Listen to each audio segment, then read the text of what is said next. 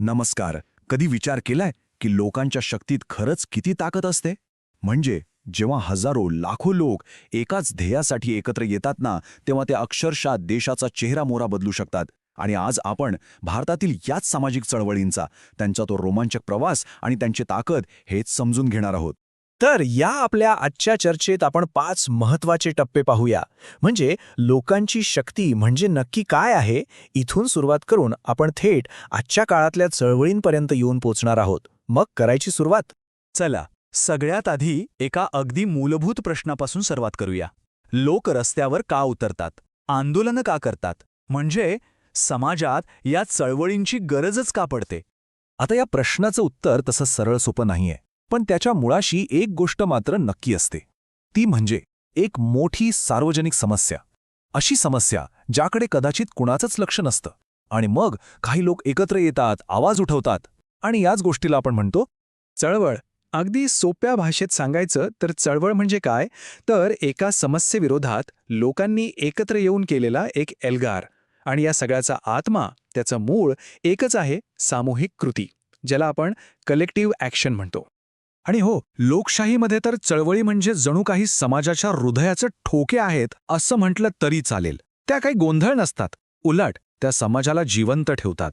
याच चळवळीमुळे सरकारला जाग येते आणि महत्त्वाचे प्रश्न चर्चेत येतात. हे लक्षात ठेवलं पाहिजे की आवाज उठवण्याचा हक्क हा लोकशाहीचा सर्वात मोठा आणि महत्त्वाचा दागिना आहे. बरं, पण मग कुठलीही चळवळ यशस्वी कशी होते? ती काही अशीच जादूने उभी राहत नाही. त्यामागे एक ठरलेलं सूत्र असतं, काही खूप महत्त्वाचे घटक असतात. चला तर मग पाहूया, काय आहे हे यशाचं रहस्य. बघा, यशस्वी चळवळीसाठी ना या 5 गोष्टींचा पाया एकदम पक्का असावा लागतो. पहिलं म्हणजे सामूहिक कृती, कारण एकट्याचा आवाज कुठे पोचतो, तो दबून जातो. दुसरं, एक निश्चित उद्दिष्ट. समजा भ्रष्टाचार संपवायचा आहे, ध्येय एकदम स्पष्ट हवं. तिसरं, खंबीर नेतृत्व, जे या सगळ्या लोकांना एकत्र ठेवेल. चौथं, एक संघटना जी सतत पाठपुरावा करत राहील. आणि सगळ्यात महत्त्वाचं, 5वं, जनतेचा पाठिंबा, कारण लोकांचाच पाठिंबा नसेल तर ती कसली आली आहे चळवळ. चला, आता ही थिअरी बाजूला ठेवूया आणि थेट इतिहासात एक उडी मारूया. भारतातल्या अशा काही महत्त्वाच्या चळवळी पाहूया ज्यांनी खरं तर देशाची दिशाच बदलून टाकली. ही गोष्ट आहे स्वातंत्र्य मिळण्याच्या आधीच्या काळाची. ब्रिटिशांनी काय केलं तर आदिवासींच्या हक्काच्या जंगलावरच घाला घातला. आणि तेव्हा छोटा नागपूर परिसरातून एक आवाज बुलंद झाला. तो होता बिरसा मुंडा यांचा. त्यांनी सगळ्या आदिवासींना एकत्र करून एक जबरदस्त लढा दिला. आणि तो संघर्ष तो आजही कुठेतरी सुरूच आहे. अर्थात प्रत्येक चळवळीचा लढा वेगळा होता. आदिवासी लढत होते त्यांच्या जंगलावरच्या हक्कांसाठी, शेतकरी मागत होते त्यांच्या घामाचा योग्य दाम, आणि कामगार ते लढत होते योग्य वेतनासाठी आणि सुरक्षिततेसाठी. म्हणजे बघा, ध्येय वेगवेगळी होती, पण संघर्ष मात्र एकच होता, तो म्हणजे न्यायाचा. आता शेतकरी चळवळीची गोष्ट तर अजूनच इंटरेस्टिंग आहे. बघा, आपल्या देशात हरित क्रांती झाली, उत्पादन तर खूप वाढलं, पण गंमत काय झाली माहितीये, याचा फायदा झाला तो श्रीमंत शेतकऱ्यांना, आणि गरीब शेतकरी मात्र मागेच राहिला. याच विषमतेच्या पोटातून नव्या शेतकरी आंदोलनाचा जन्म झाला. आता आपण वळूया स्त्री चळवळीकडे. हा एक असा संघर्ष आहे ना, ज्याची कहाणी आपण जणू काही 2 भागामध्ये बघू शकतो.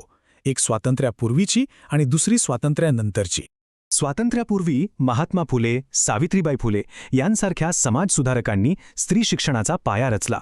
मग देशाला स्वातंत्र्य मिळालं, संविधानाने कागदावर समान हक्क दिले, पण समाजातली मानसिकता ती काही बदलली नव्हती. आणि त्यामुळे आताचा लढा फक्त हक्कांसाठी नव्हता, तर तो होता स्त्रियांना माणूस म्हणून सन्मान मिळवून देण्याचा. सावित्रीबाई फुलेंनी जी शिक्षणाची ज्योत तेव्हा पेटवली होती ती आजही तेवत आहे, नाही का? पिढ्या बदलल्या, काळ बदलला, पण समानतेचा आणि सन्मानाचा तो लढा तो मात्र तसाच आहे. आणि हाच तो धागा आहे जो कालच्या आणि आजच्या पिढीला एकमेकांशी घट्ट जोडून ठेवतो. चला आता येऊया आधुनिक काळात. साधारणपणे 1980 नंतर चळवळींचा चेहरामोहराच बदलला. आता त्या एका मोठ्या छत्राखाली काम करत नव्हत्या, तर त्या एकेका विशिष्ट विषयावर आपलं लक्ष केंद्रित करू लागल्या. जसं की पर्यावरण. पर्यावरणाचा प्रश्न आता फक्त पुस्तकातला राहिलेला नाहीये, तो थेट आपल्या दारात येऊन उभा आहे. मग ते जंगल वाचवणं असो, नद्यांना प्रदूषणमुक्त करणं असो, किंवा जैवविविधता टिकवणं असो, भारतात यावर आता अनेक महत्त्वाच्या चळवळी उभ्या राहत आहेत. आणि मग आली ग्राहक चळवळ. झालं असं की 1986 साली जो कायदा आला ना, त्याने ग्राहकांच्या हातात एक मोठं शस्त्र दिलं. विचार करा, भेसळ, वाढीव किंमत, वजनात होणारी फसवणूक ह्या सगळ्याच्या विरोधात आवाज उठवण्यासाठीच ही चळवळ जन्माला आली. याच सगळ्या चळवळींना नवसामाजिक चळवळी असं एक नाव मिळालं आणि याचं कारण अगदी सोपं आहे. त्या आता एकाच मोठ्या ध्येयाऐवजी एकेका महत्त्वाच्या विषयावर आपलं लक्ष केंद्रित करत होत्या, अगदी लेझर फोकस ठेवल्यासारखं. तर या संपूर्ण प्रवासातून आपण काय शिकलो? एकच गोष्ट, चळवळी म्हणजे वाहत्या पाण्यासारख्या असतात. त्या कधीच थांबत नाहीत.